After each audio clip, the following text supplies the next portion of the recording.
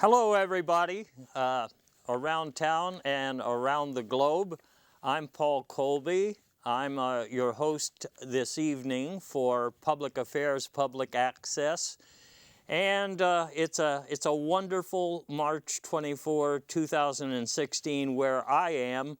I hope it's equally exciting and calming and pleasant and adventurous where you are. As usual, on this kind of a show, we cover all sorts of issues. This is probably the only show like it in town and anywhere else out of town, because we get to the bottom of what's going on in all sorts of public contexts. That is to say, the political, the social, the ethical, moral, you name it, we cover it. But we go places where other news organs don't go. And that's where we're going to go today. Of course, the biggest topic that's going on in these United States right now, the presidential campaign. Yes, indeed. And that's where we're going to start because that's where the action is at the moment. And specifically, we are down to a couple of candidates on the Republican side and a couple of candidates on the Democratic side. And we're going to take a look at what is going on in those campaigns. You know, Donald Trump, I don't have to tell you, is a controversial figure. One of the things that's most controversial at the moment is the issue of violence at Trump rallies. Well, Donald, has said there isn't any violins at Trump rallies, but we know differently. As a matter of fact, Trump hired somebody to play violin at most of his rallies. That's because he knows that the crowds that come to see him are excitable, if you want to use that word, and he thinks it's calming to have some nice music playing in the background. So for a long time, he's had Sanchez Abu Dubstep doing the gig. That's what I'm saying, doing the gig. Sanchez is an interesting character. He's part Mexican, part Muslim, part Seventh-day Adventist, and in that sense, he looks a little out of place at a Trump gathering, but they go way back. As a matter of fact, he's responsible for the website Agnostics for Trump. That's his current religion, and frankly, it's Donald's, although he doesn't say so. At least a lot of us seem to come to the conclusion that that's his religious belief, or that's his parameter for operating, okay? Anyway, those excitable crowds get to hear some interesting background music while Donald is preparing to take the stage. One of the most popular pieces, I think, is Paganini's Romp with a Trollop, which some of you may remember if you went to music school. Another one that seems to go over very well is Tchaikovsky's Skinny Magician. But anyway, that being said, it is likely that Sanchez will be leaving the campaign shortly because he's getting some popular drive time, on radio stations, and he's also being asked to appear on late night talk shows. That's because he's so popular. Anyway, even in spite of the calming music that is being played at the Trump rallies, there have been chaotic events lately. And Donald says it's because of some provocative signs that demonstrators bring to these events. For example, I saw one yesterday that I thought, Trump is a biped. I thought this was pretty offensive. I mean, these days where nebulous sexual identity is such a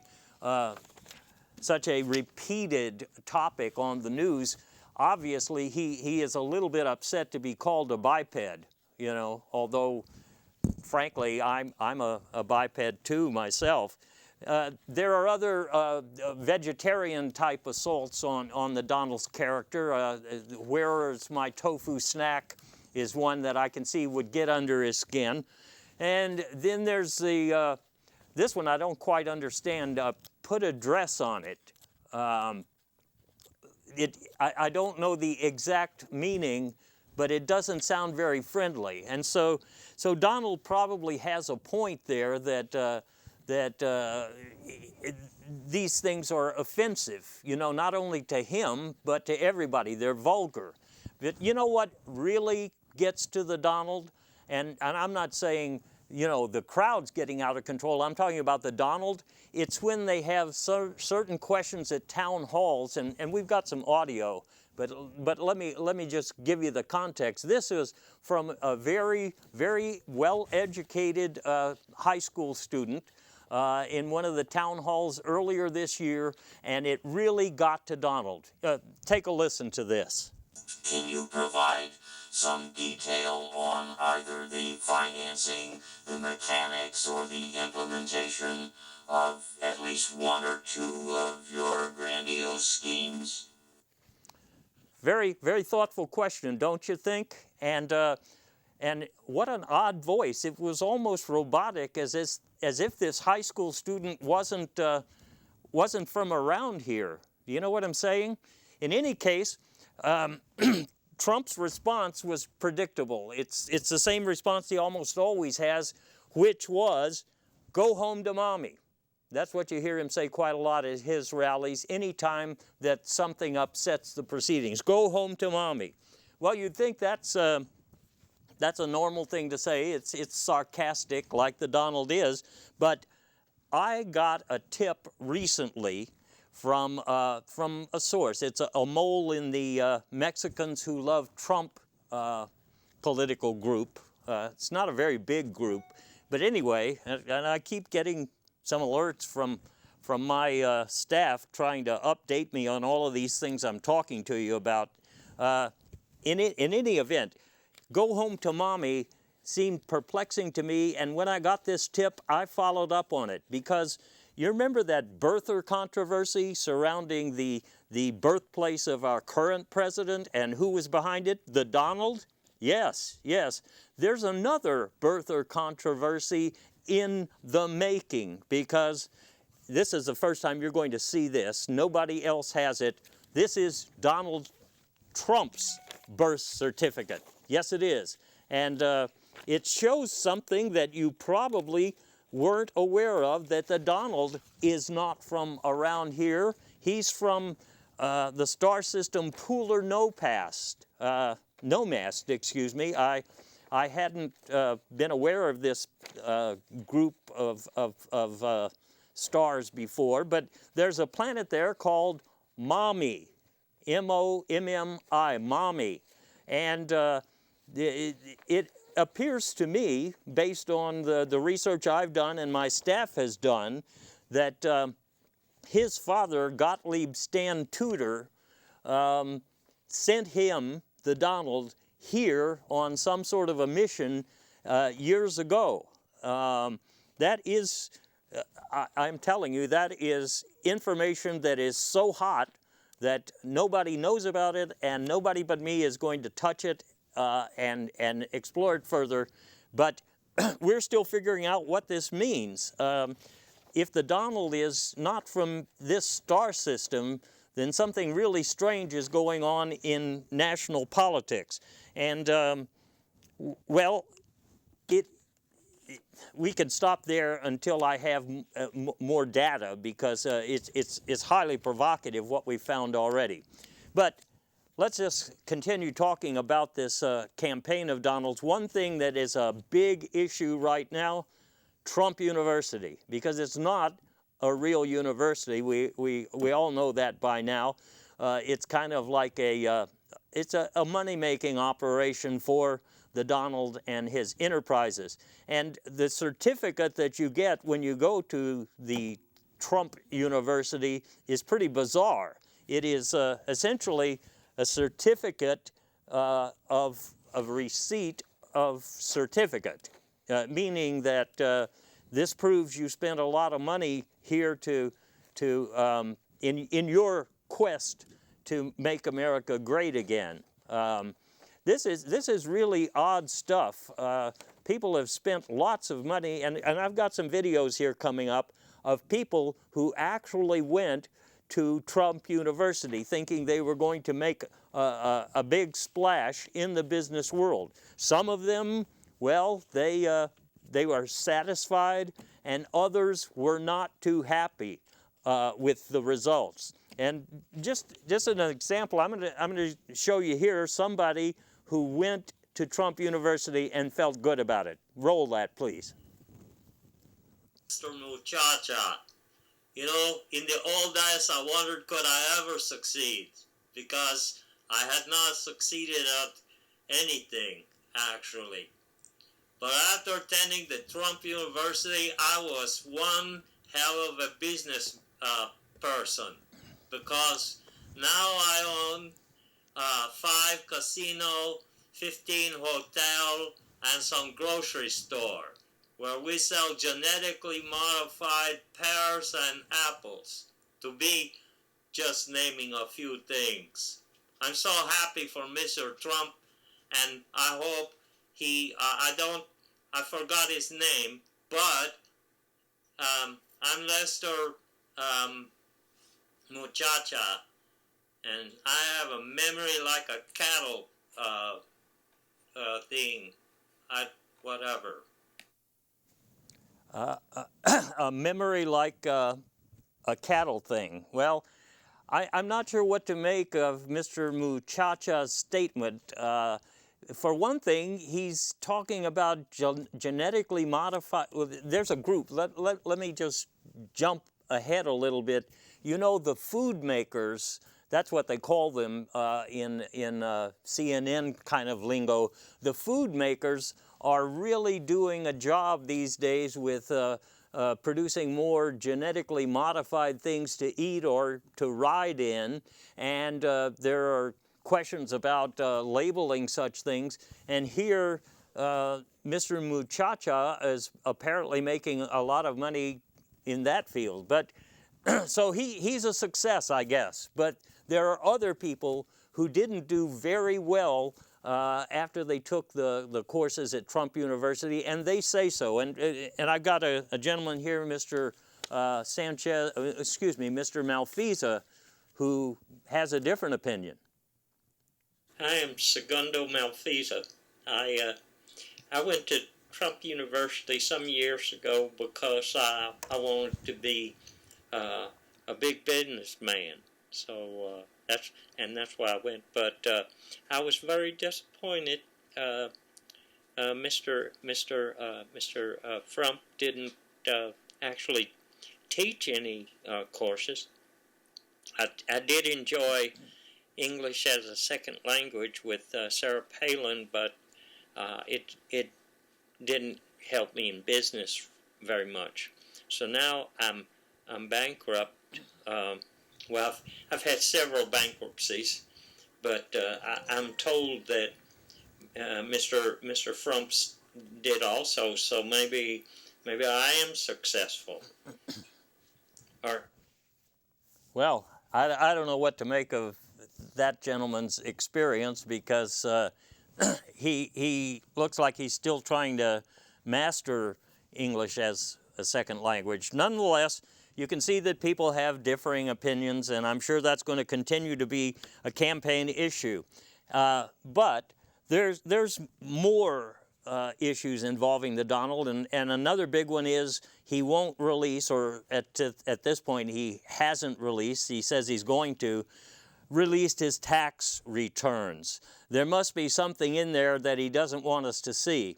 I can't say that my staff, as agile as they are at this kind of thing, has been able to unearth the tax returns, but we did find some notes that Donald sent to his accountant that shed some interesting light on, well, we're not sure exactly what they share. Well, here's one about his hair, and you can see that he's spending, I mean, first of all, you wonder, a guy that rich, why would he have hair like that? Okay? According to this note to his accountant, he spent $286 million renting this hair, renting this hair? Well, what we have discovered, and I can't show you all the top secret documents, but they're out there. Apparently, this hairpiece that he's renting is some sort of communication device. He receives signals from another planet, apparently, and they come through the hairpiece. Pretty revolutionary thing, and obviously you haven't read about it anywhere else. You haven't heard anybody talking about it yet. There's more to it than I'm saying, but that's about as far as I can go right now. And that's not the only note, by the way, that we have. We have another note to the accountant about his wall plans. He had designs for a wall before he started talking about it in the campaign. You know, we're going to build a wall around this country, but you can see that in the in this note, he's got a 40-foot wall that he's working on with concrete and barbed wire and flashing lights, and apparently he's buying the materials, or he bought the materials from China because they were cheap. But what was this wall about? Well, somebody speculated, and my staff keeps trying to update me with more information. I see. Well, no, we can't say that. We think that he built this wall to keep certain signals out. In other words, that just as certain signals were coming in through the headset, which we call the hairpiece, there were also signals that he didn't want coming in, so he had to build a wall around something so that he could continue to function naturally. And it involves something called the central flapper. We don't really know what that is.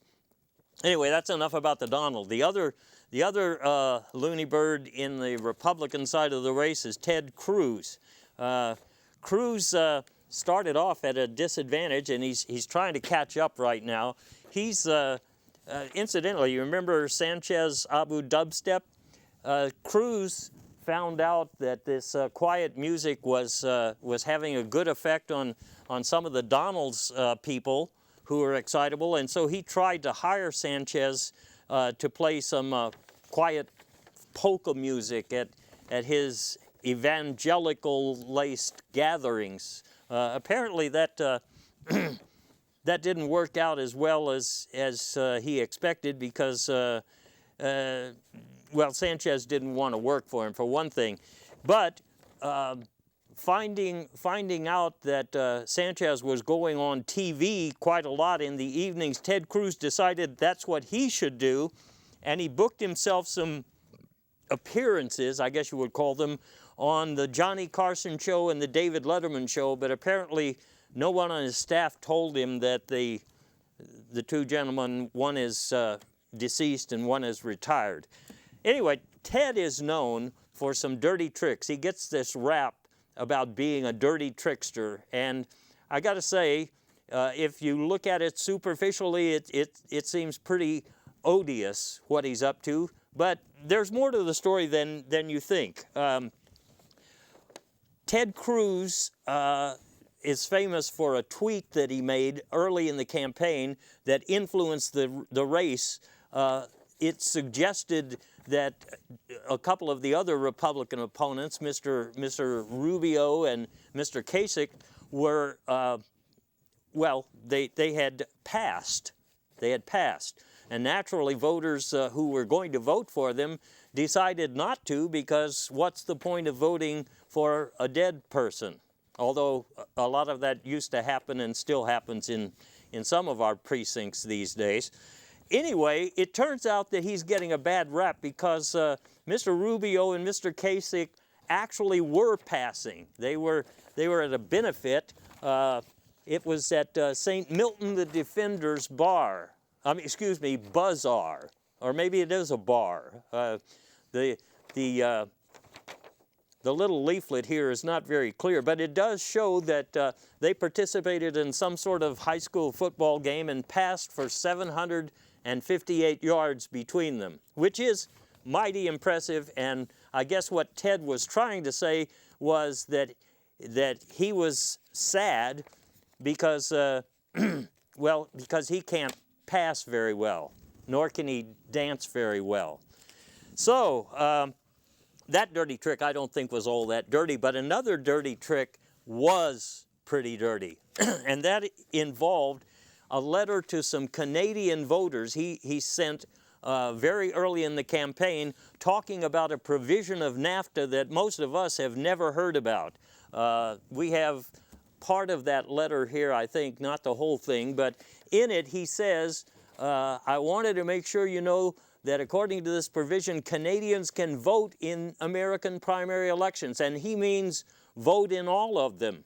So he invited some Canadian friends who wanted to have a good time and visit the States to come and vote in all the primaries that he was going to be entering. And the National Security Agency apparently took some pictures. The Cruz campaign's Canadian caravan drove around in the guise of an art car parade so that they could travel all over these United States voting in primaries. And of course well, the NSA knows about it, but most of you didn't know anything about that. And I think that is playing below the belt, you know. It's not fair to the other candidates.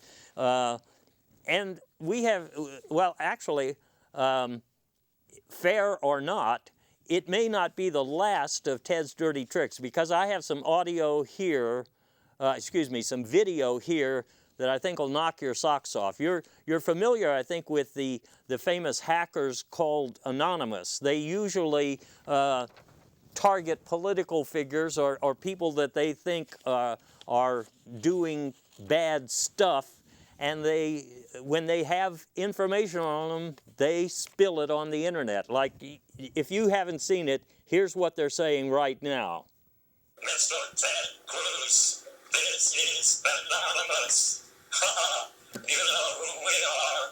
We are the good guys who dig deep into the dirty laundry. This is your warning.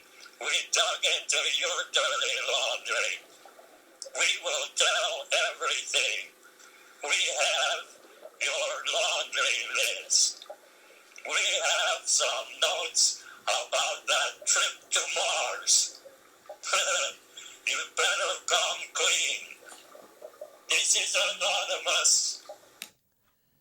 Anonymous. Bizarre, isn't it?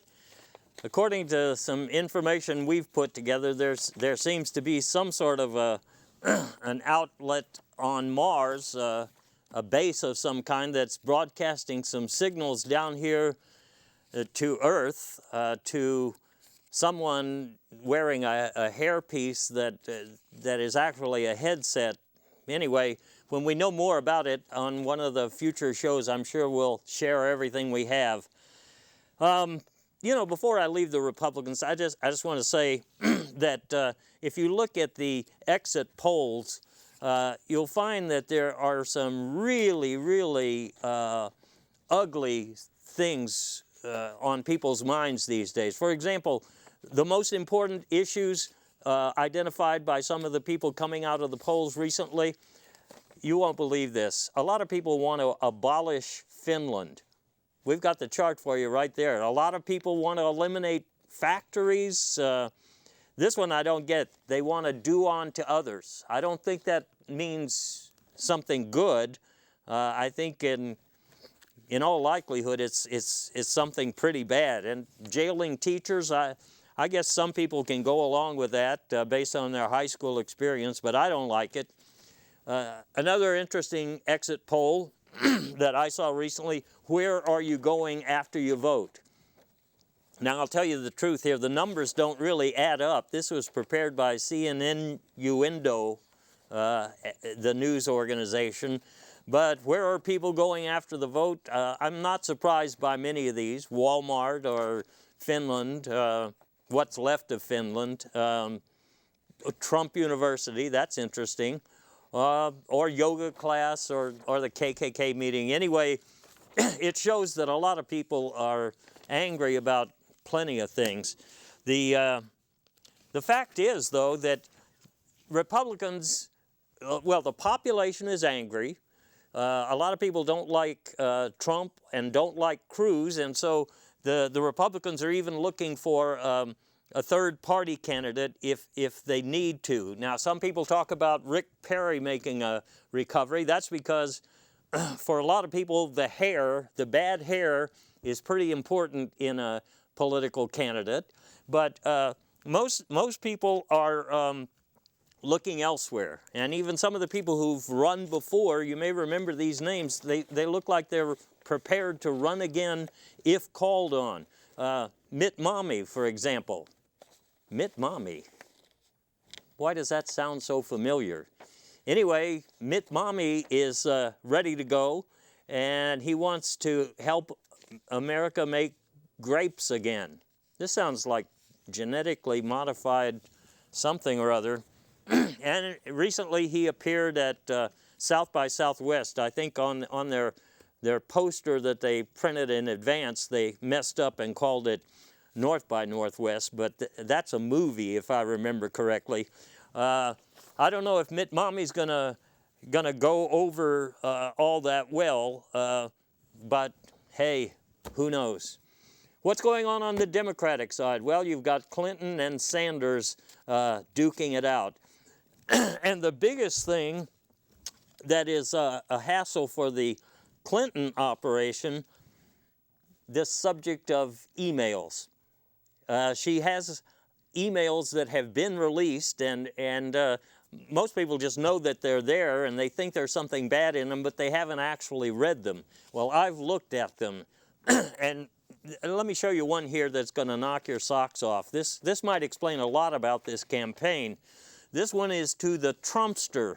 Who do you think that might be? And it's copied to a Miss Washermoon. Sounds familiar to me. And it's suggesting that Donald keep going through March. Keep going. I think I can draw some conclusions about what that means. Maybe the Donald is in the race for a different purpose than we think he is, namely to mess things up. At least that's what this email seems to suggest to me. It's not the most interesting, though. Here's one that goes to this food makers question. And it goes to this entertainment at the rallies question, too, because she says here that there's plenty of money in the supper PAC where the fake food makers have donated. And she wants to use some of this money to get the drug catfish guy to play at the rallies. Drug catfish guy. And she also wants to know, this is interesting, she wants to know why Cruz is visiting Mars. Strange, very strange, but I think there's something here that the press is missing. And we're still working on it to figure out what it's about. The other big hurdle that the Clinton campaign has to try to deal with is these speeches that she's given to Wall Street folks and the demand that's out there that some of them be released. Now, my staff, boy, are they useful when it comes to digging up these things. They've found what appear to be some preliminary transcripts of these speeches, and my God, are they bizarre. In fact, I'm not even sure they're real. This first one here to Goldman Sachs is talking about chess player Earl Dorsey's fight with Syntax. I haven't ever heard about his fight with Syntax, but eating a lot of chicken in the time frame does make some sense. But this is gobbledygook. And the next speech that I've looked at here, she's talking about UFOs, and it's nice to be in the air condition instead of plowing fields. And there's a UFO that was waving at her, and she loves NASCAR races on TV, and she drops everything to whoop it up. a run-in with a nun. This is not exactly what people have expected to see in the speeches, and that makes me suspicious. Like, here's another one to Credit Suisse. Here she's talking about the joy of taking home 250 big ones for shooting the breeze with these guys. And she's going to build a huge concrete gopher in her backyard, scaring away some giant Weezer moths. That sounds like something that would be a product of some sort of odd genetic engineering. But what can I tell you? She's got some stuff to deal with, but so does Bernie Sanders. Now, Bernie, as you may well know, Bernie draws enormous crowds. And when I say enormous crowds, that's exactly what I mean. People ask, how does he do it? Because he actually draws more people to his events than any other candidate. So we took a look to see what on earth is going on here, because it just doesn't make a whole lot of sense in the standard political context. Here's what we found out. Number one, a lot of people are confused, and they think that it is Ernie Sanders, the famous rock musician, who is actually running. Ernie has a new LP out right now, Drug Catfish Blues. But Ernie is one of those guys who's had a really long career. And matter of fact, he started out as lead guitar with the Skinny Magicians long ago. I mean, way back in the Woodstock era. And he's had a career that goes all the way to the present. He also was temporarily the lead guitarist for Buns and Noses. So let's see what that means. That means that, first of all, some aged hippies who never vote think they're going to get to vote for Ernie Sanders, and that's why they're interested. And some of the young heavy metal and punk fans who love the Buns and Noses material, they've never voted before because they were too young, and so they want Bernie, which is really Ernie, to be the man on top. So number one, people have him confused with somebody else. Number two, this is going to blow your mind. It certainly it blew my mind when I found out about it. And this, of course, my guys who can dig things up found a note. This is something that Bernie Sanders wrote to his accountant when they were filing their papers with the Federal Election Commission.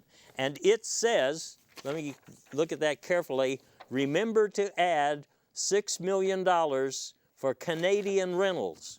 So what are Canadian rentals? I'll tell you what Canadian rentals are. It turns out that some of these folks that Ted Cruz hired from Canada to come to the United States, people are still trying to update me on this. No. The Canadians that Ted hired found out they could make more money at Bernie's side of the campaign because, you know, Bernie is really raking in the campaign contributions from all over the place. And so he apparently rented some of Ted Cruz's Canadians for $6 million to populate his primary appearances. Not only that, this is really going to blow your mind.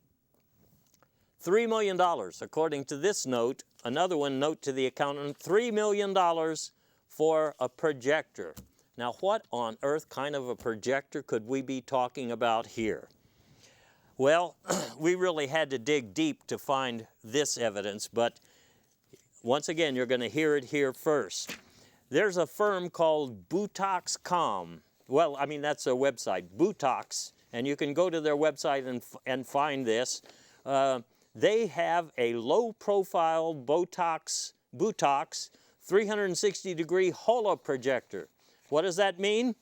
It means they can project a huge image just about anywhere with a tiny device that people don't even see. And apparently that's what's happening at Bernie's rallies. There are thousands of people in a hologram that he carries around with him and goes from place to place. Now, isn't that something? That's how Bernie keeps drawing gigantic crowds. Does it make sense to you now, folks?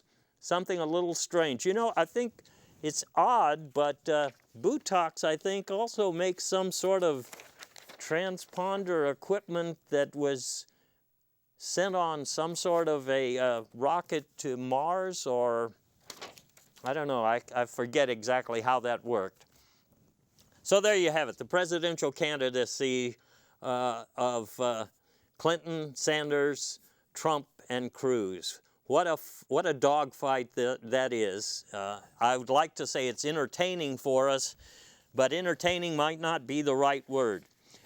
The other thing that's going on here in the political arena that's big news, the Supreme Court vacancy that Obama is going to fill, or would like to fill if the Republicans would only let him. Now, his nominee, Merrick Garland, is one of those guys about which we don't know very much. We really don't. He hasn't made a lot of waves. He hasn't said very much about Supreme Court rulings or issues that concern a lot of Americans, and so people don't really know what to make of him.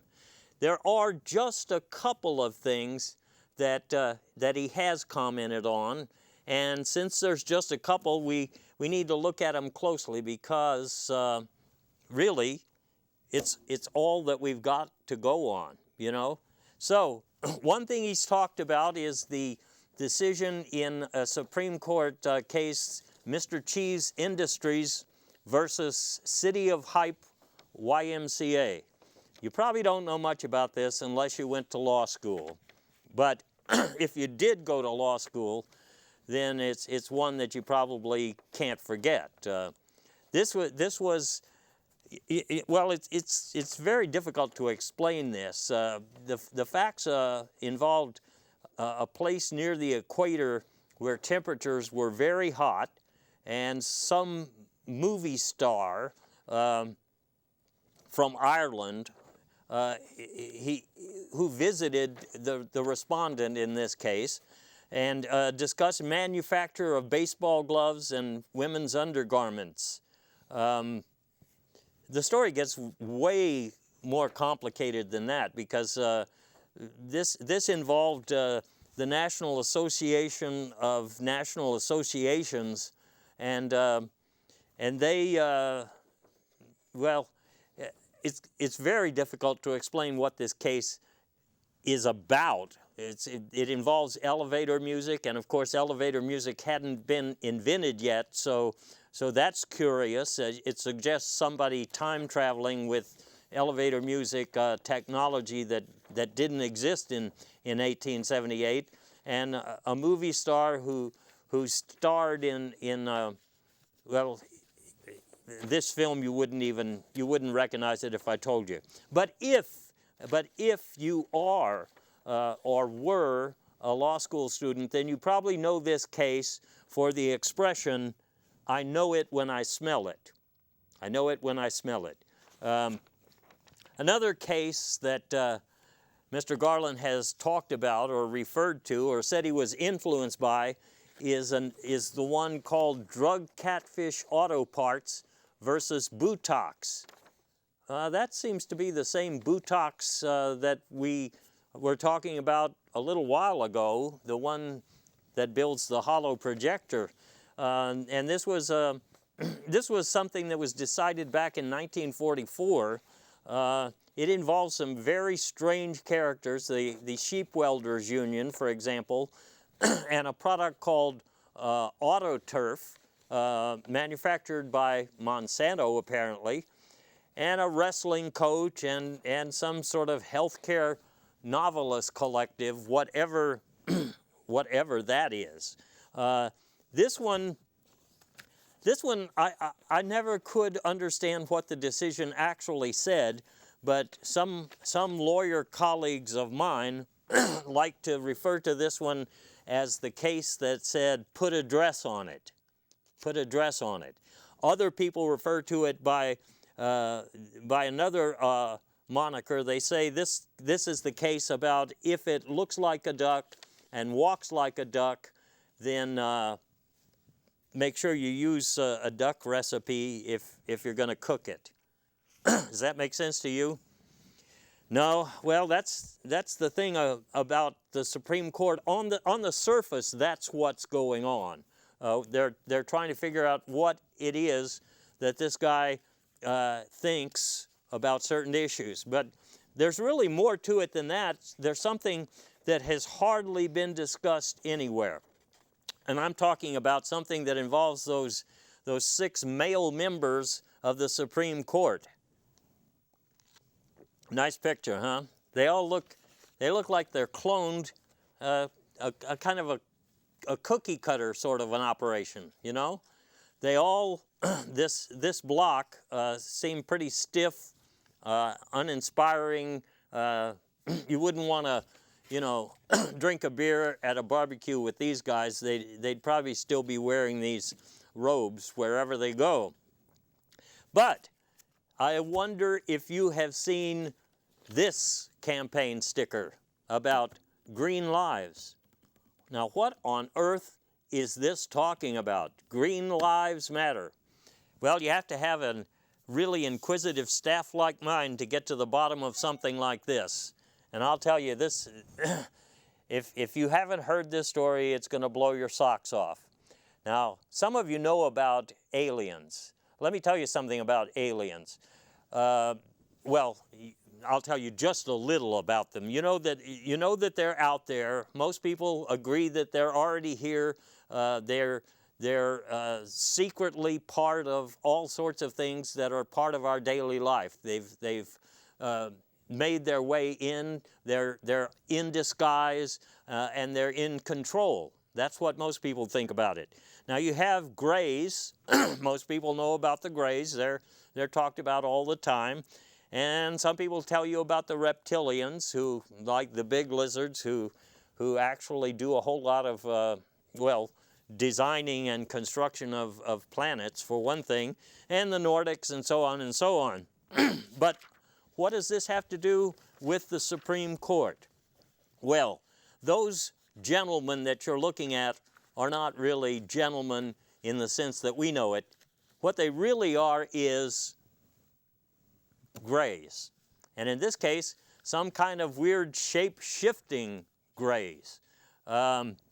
This is truly bizarre. You know, folks, when you when you have a Supreme Court that, for one thing, is stodgy, for another thing is backward, and then is actually a collection of aliens, you have to wonder how things got so confusing. And excuse me, if I'm not suddenly putting this together, this entire campaign seems to involve extraterrestrial meddling in our conventional world, doesn't it?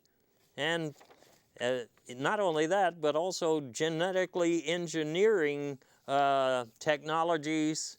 Well, anyway, I don't want to over-speculate here. But that's the real story of what's going on in the Supreme Court. But back to earth, so to speak. Back to earth, the Republicans are obstructing the nomination of Mr. Garland. Even though he seems like a pretty harmless individual, he could join this other group of 6 stodgy members. But the fact is that Mitch McConnell has said we're not going to have any judge that isn't approved by the NRA. Well, that pretty much opens the door to a few people who are already on the national stage, and one has been discussed on this show in other contexts, or previous shows in other contexts, and he's one of your favorites here in Texas, at least favorite among some of you. But I'll get to him in a minute, because the primary campaign that the Republicans want to mount is for a guy who's got a book at the top of the New York Times bestseller list right now. I don't really trust this guy, Ray Schism. His book, Doing What's White, doesn't really sound progressive to me or even accommodating. He sounds like a pretty dangerous individual to me. But he would, of course, be acceptable to the Republicans on the basis of, well, what can I say, on the basis of his stances. But the other guy who would be just fine with the NRA, that guy that I've mentioned before, is Ted Nugent. And there are already some campaign stickers circulating in the move to get Ted Nugent on the Supreme Court where he belongs. In fact, that's what I heard on CNN Uendo just the other day. Put him where he belongs and get him off that tractor and into some line of work where he can be real useful. Well, he is the blue-collar, top-dollar legal scholar. I guess that's true. But I don't think many people are going to go along with either Ray Schism or Ted Nugent. And so what the Republicans are saying right now is, let's just wait it out. And so their slogan, for the time being, make America wait again. And it is a supreme sacrifice, but they say we're in it together, but they're not. Other national news, Obama went to Cuba, first president to do so in a hell of a long time. Some people think it's because they wanted to exchange some recipes with the Cuban government, or to find some files that are supposed to be there about Ted Cruz and what he's up to. But I think it really goes to the question of human rice, which was pointed out in the Havana Herald just a couple of days ago. Human rice, of course, is another genetically modified organism. Golly, they're just everywhere. GMOs, and GMOs are showing up in more and more of our food. The more that they can get away with, the more they put in our so-called, and what are we talking about here? The fake food makers. Yes. Now, you're familiar with South by Southwest, right? Or North by Northwest, according to Mr. Mommy. In any case, it used to be about music, and then it was expanded to include film, and now it's expanded again to include technology. And this year, a lot of that technology that's being talked about, that would be genetically modified stuff, especially fake food. Here was a circular you're looking at that I received when I visited, and it involves a lot of food products and shampoos and everything, and they're all containing some strange ingredients. There was also, as you see here, an ad for a new product coming, which is unleaded water. And I think the crisis in Detroit, Michigan, Flint, Michigan, is what created the demand. And you see that this is a trend. This is something that fake food makers do very often. They invent a crisis so they can introduce a new product, in this case unleaded water. And another thing that has been part of their format these days has been talking about gluten-free products. And it's gotten to be ridiculous, you see, because they say that certain products are gluten-free when they never, for example, printers, motorcycles, these never contained any gluten, you know. But anyway, this is because they want to emphasize the upside, gluten-free, because right now there's a demand for food labeling, and the people who make the fake food have been trying. This is, for example, a label that they wanted to use, which talks about a certain ingredient, you know, which is on this label, an ingredient that is in a product, but it is also gluten-free. Well, it turns out after the marketing people wanted this, but the lawyer said, we better do this, which is to identify this particular product here as a systemic organophosphate herbicide. And you know what it is. It's it's in more water than just Flint, Michigan. It's in your groundwater, and it's in, well, it's just all over the place. It's thanks to Monsanto. Good for them. But anyway, as I was saying, at South by Southwest, there were samples of all sorts of things that are going to be available at the restaurant or at the grocery store soon. I tried and I enjoyed the mashed potatoes. They were a little fibrous. The lettuce prey was very interesting. I mean, it was highly interesting. I don't think I'm going to go in for any hamburger shoes, though, in the instant future. Not only is food technology something that I saw at South by Southwest this year, but of course, because of the fight that Apple is having with the FBI, there were some new communications devices being shown there. And one of them was the new iPhone 7. iPhone 7 is one of those products that, well, this is basically for people who don't want their phones to be unencrypted or broken into by our law enforcement or surveillance agencies, which already, well, interesting, just as a side here, the FBI was demanding that Apple produce a key to unlock a so-called terrorist phone, and Apple said no can do, but the FBI could certainly have just avoided the entire process and gone to the NSA, which of course is recording everything that is part of every kind of communication device that everybody uses these days. So it seems strange. But that being said, for people who do want to keep their phone, in a condition where it works for them but not for anybody else, this looks like the product of the year. This thing is ultra compact. It looks just like a toothbrush. And according to their literature, it is based on Planet Mommy technology. Where have we heard that before? Go home to mommy. Some of the people who are inventing these products obviously should be going back to mommy because, well, at least that's what I think. But as you might guess, this product is gluten-free, just like all the phones I've ever had and all the plastic footballs I've ever had, and well, you name it. There were a few other things on display there. For example, you had driverless cars, and these are getting to be increasingly popular, but one wonders if it's going to stop there. For example, they had a prototype of a driverless bike.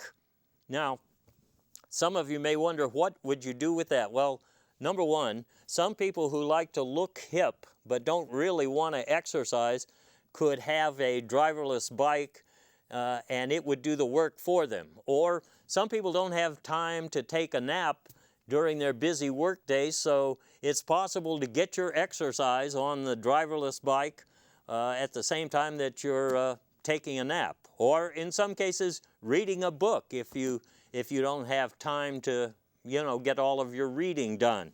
So driverless cars, well, that's a prospect that's already upon us, and driverless bikes is another idea. Of course, we've already had things like pilotless aircraft for years, even before we started using drones to destroy things all over the earth.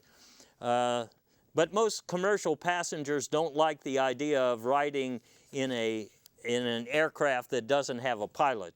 So really, about the only thing those are good for is if you want to crash into a very tall building going at a speed faster than any pilot would because they can't control the plane, they would be good for that. And that's probably all are going to be good for, at least in the instant present and the instant future.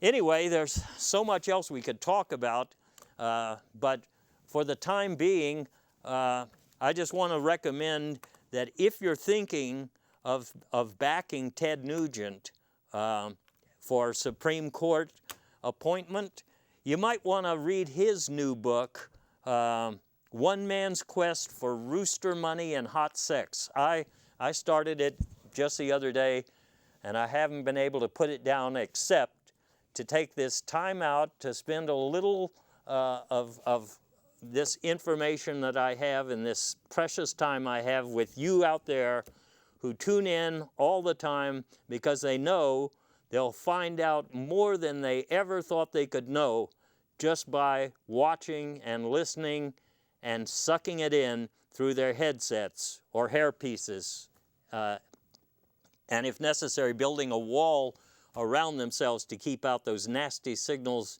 from Mars or somewhere. So, what can I say, folks? It's been a high adventure to be here with you today, and I look forward to seeing you at some time in the future where I'm sure there will be updates on many of the subjects we've discussed today and many more unpleasant realities that we have to cope with and talk about so that we can turn them back into entertainment, which is what they should be. Until that time, I want all of you to have as much of a good time as you can under the circumstances. And I'll see you again soon. Good night.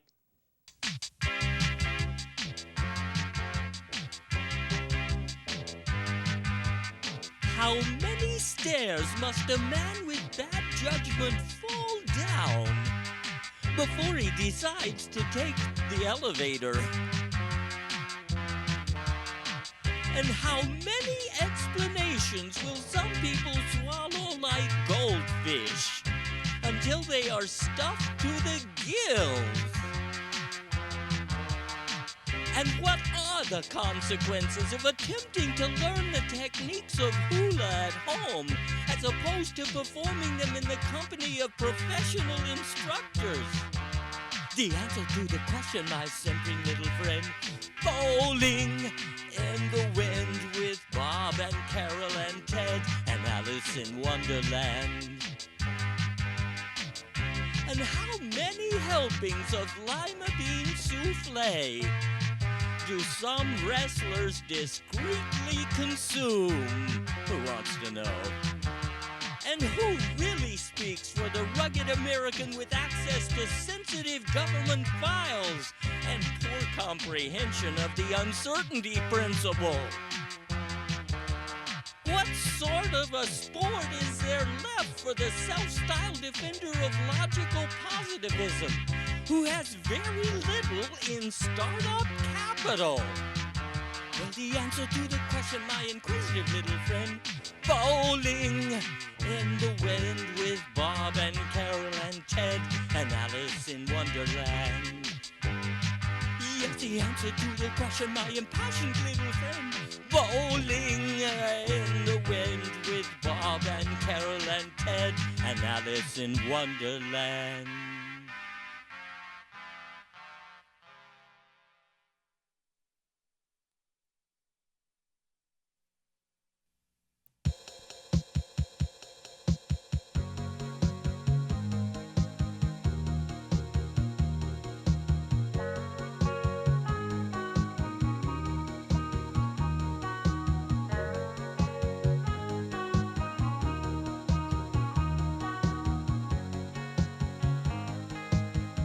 I come home from work some